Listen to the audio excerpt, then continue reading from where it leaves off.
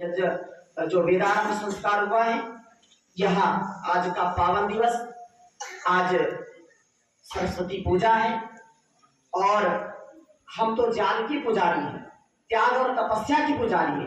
भारतवर्ष सदा ही ज्ञान का, भारतवर्ष सदा ही अध्यात्म का देवता रहा है, जो पूरी दुनिया को यशस्वी बनाने का, पूरी दुनिया में शांति का, पूरी दुनिया में योग का, आयुर्वेद का कार्य बढ़ाने के लिए किया है।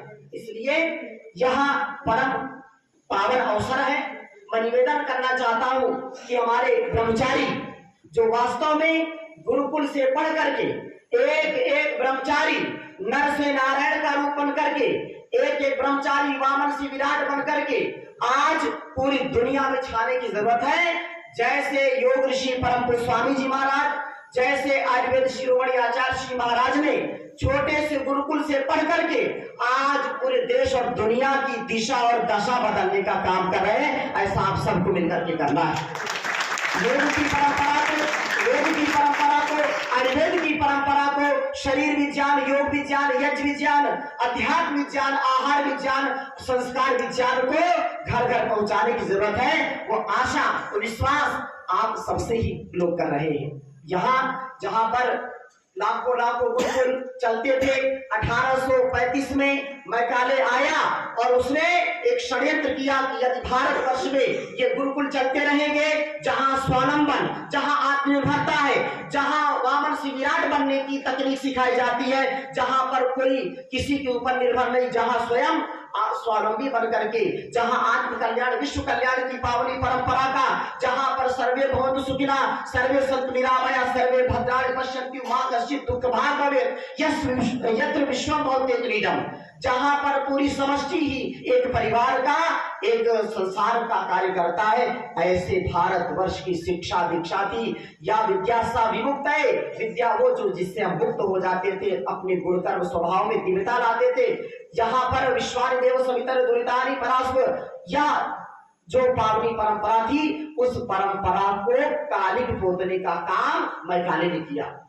अंग्रेजों ने पूरी रिपोर्ट बनाई और ये कहा, निष्कर्ष निकाला कि जब तक भारतवर्ष में गुरुकुल चलते रहेंगे, इसको कोई गुलाम नहीं बना पाएगा। इसलिए अगर इसको गुलाम बनाना है तो इसको वैचारिक गुलामी दानी है, तो गुरुकुलों को ध्वस्त करिए। और वो मॉडर्न एजुकेशन नाम पर उसने गुरुकुलों को तोड़ना शुरू कर दिया, गुरुकुलों की शिक्षा प्रणाली को तोड़ना शुरू कर दिया।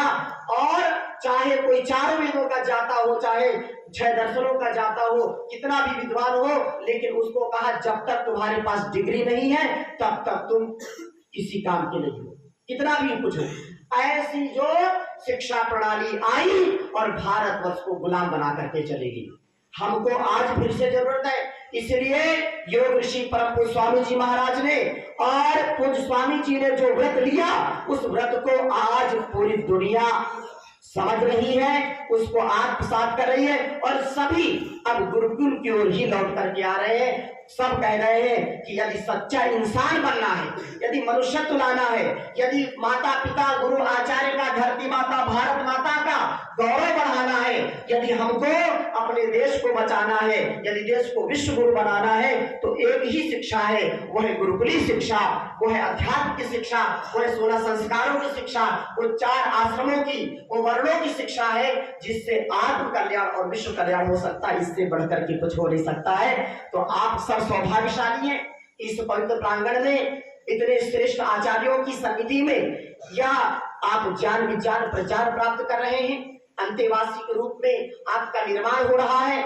और गुरु का प्रिय आचरण, आचार्य का प्रिय आचरण, उनका जो आदेश उपदेश संदेश है, जो संकेत है, इंगितेन चेष्टे निमिष्टेन, उसको आत्मसात करना और जीवन को दिव्य बनाना, यही हमारी संस्कृति है।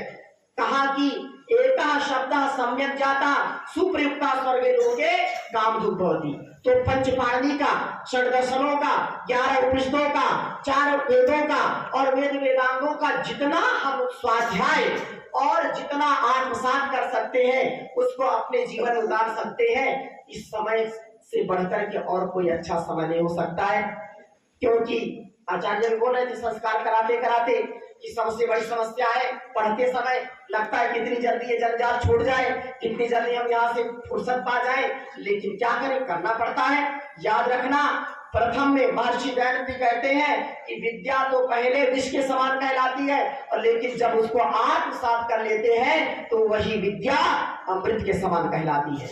मातृमान, पितृमान, आचार्यवान पुरुषों उससे बढ़कर के सौभाग्यशाली कोई हो नहीं सकता, जिसके ऐसे श्रेष्ठ आचार्य हो, ऐसे महान पुरुषों की समिति हो, और माता पिता जो धार्मिक विद्वान हो, जो धर्म का, स्वकर्म का, आध्यात्म का चिंतन करके अपने जीवन को जीने वाले हो, ऐसे माता पिता गुरु आचार्य मिलना ये दुनिया में सबसे बड़ा सौभाग्य, सबसे बड़ी सौगात है। ऐसे सौगात को, ऐसे सौभाग्य को पा करके वास्तव में हम धन्य हैं। ऐसे पूज्य स्वामी जी को, जिन्होंने तप और जब से इस पूरी जो है समष्टि के लिए कार्य किया है, आपके अंदर विराट वह व्यक्तित्व छिपा है जो आने वाले समय का, आने वाले भारत का नव निर्माण करने वाला है, जो उनका नेतृत्व करने वाला है।